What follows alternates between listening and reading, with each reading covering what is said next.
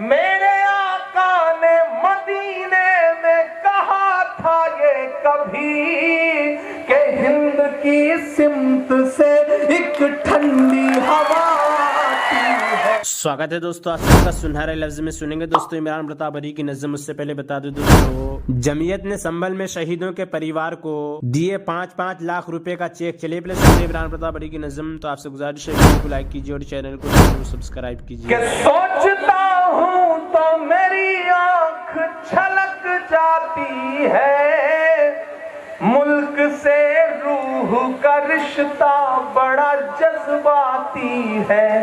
अगले 2 मिसरों पर यहाँ ईमान वाले जितने लोग बैठे हैं, अगर ईमान में हरारत पैदा हो तो मुझे सुन के बताना।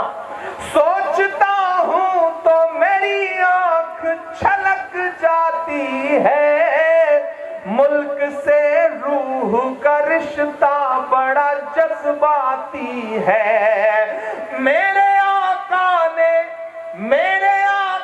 ने मदीने में कहा था ये कभी कि हिंद की सिमत से एक ठंडी हवा आती है।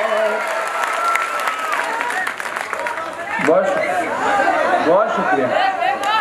कि सोचता हूँ तो मेरी आंख छलक जाती है, मुल्क से रूह का रिश्ता बड़ा जज्बाती है।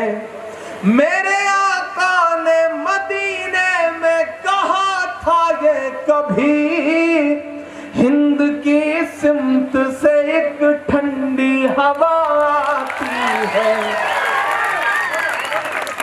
ऐसी रूहानी मोहब्बत को सलामत रखना, मेरे मौला मेरे भारत को सलामत रखना, मेरा मस्कन। मुझे खुशी है कि इस प्रोग्राम में बड़ी तादाद में हमारे मुसलमान भाई बैठे हैं, बड़ी तादाद में हिंदू भाई बैठे हैं। यही वो तस्वीरें हैं जिनसे डरती है भाजपा, यही वो तस्वीरें हैं जिनसे डरते हैं नफरत वाले लोग। वो नहीं चाहते कि मोहब्बतें पनपे।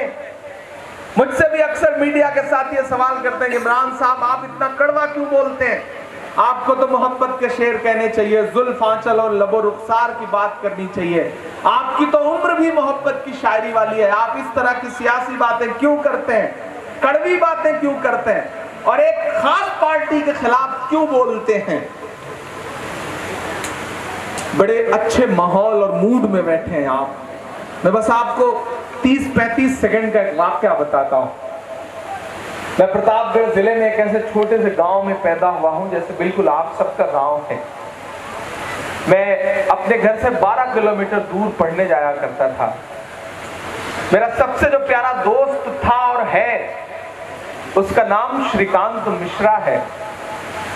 मेरे साथ जो मेरी टीम चलती है उसमें मेरे प्यारे दोस्त जो हैं उनका नाम सुशील यसी है। जो मेरी टीम में जो मेरे फोटोग्राफर हैं उनका नाम शिव कुमार दुबे है। ये है हिंदुस्तान।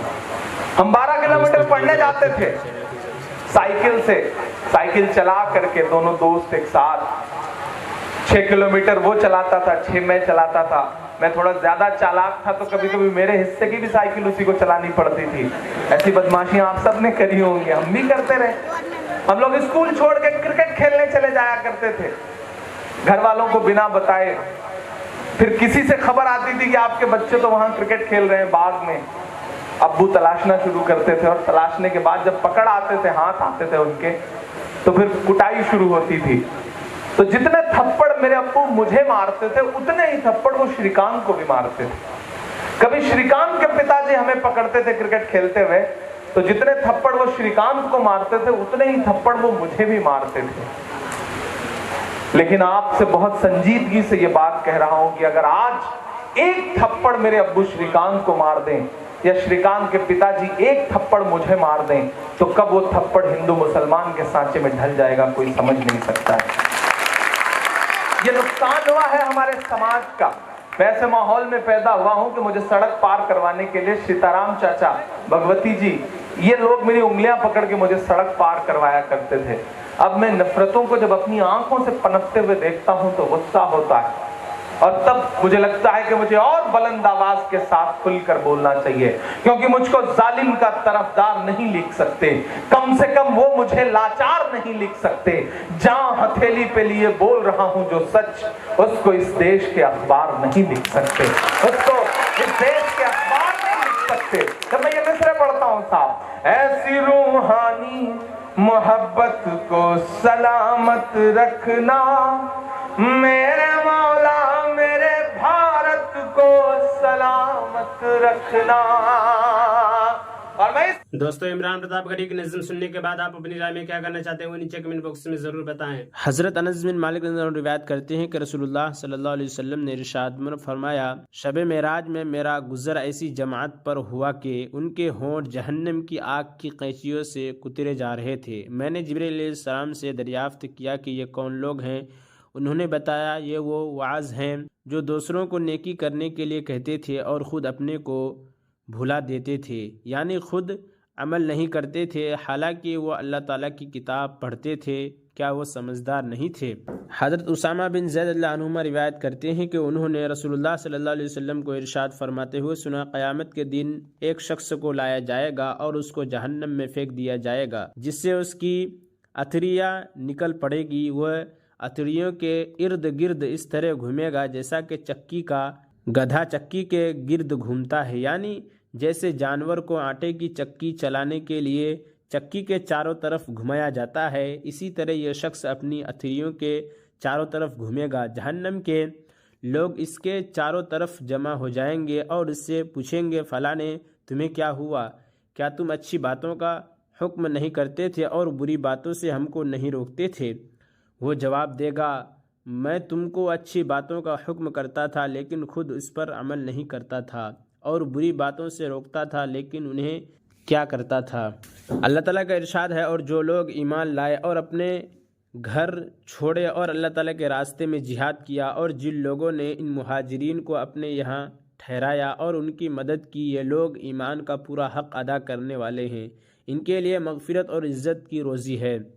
अल्लाह ताला का इरशाद है, जो लोग ईमान लाए और उन्होंने अपने घर छोड़े और अल्लाह ताला के रास्ते में अपने मालो जान से जिहाद किया, अल्लाह ताला के यहाँ उनके लिए बड़ी दर्जा है, और यही लोग पूरे कामयाब है। उन्होंने उनके रब खुशखबरी देते हैं अपनी रहमत और रज़ामंदी और जन्नत के ऐसे बागों को जिनमें उन्हें हमेशा की नेमतें मिलेंगी।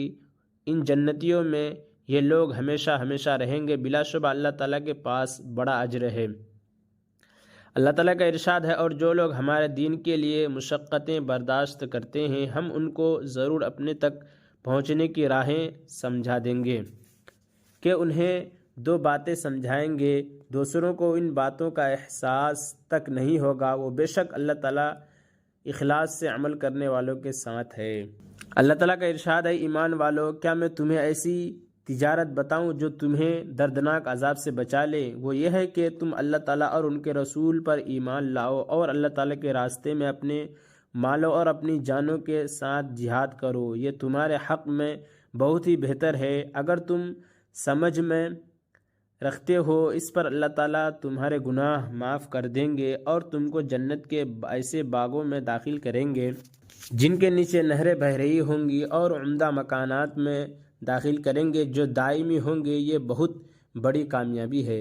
अल्लाह ताला ने रसूल सल्लल्लाहु अलैहि वसल्लम से इरशाद फरमाया, आप मुसलमानों से कह दीजिए कि अगर तुम्हारे बाप और बेटे और भाई और बीवियां और तुम्हारी बिरादरी और वो माल जो तुमने कमाए हैं, वो तिजारत जिसके बंद होने से तुम डरते हो और वह मकानात जिनमें रहना तुम पसंद करते हो, अगर ये सब चीज़ें तुमको अल्लाह ताला से और इनके रसूल से और अल्लाह ताला के रास्ते में जिहाद करने से ज़्यादा महबूब है, तो इंतज़ार करो यहाँ तक कि अल्लाह ताला सज़ा का हुक्म भेज दे।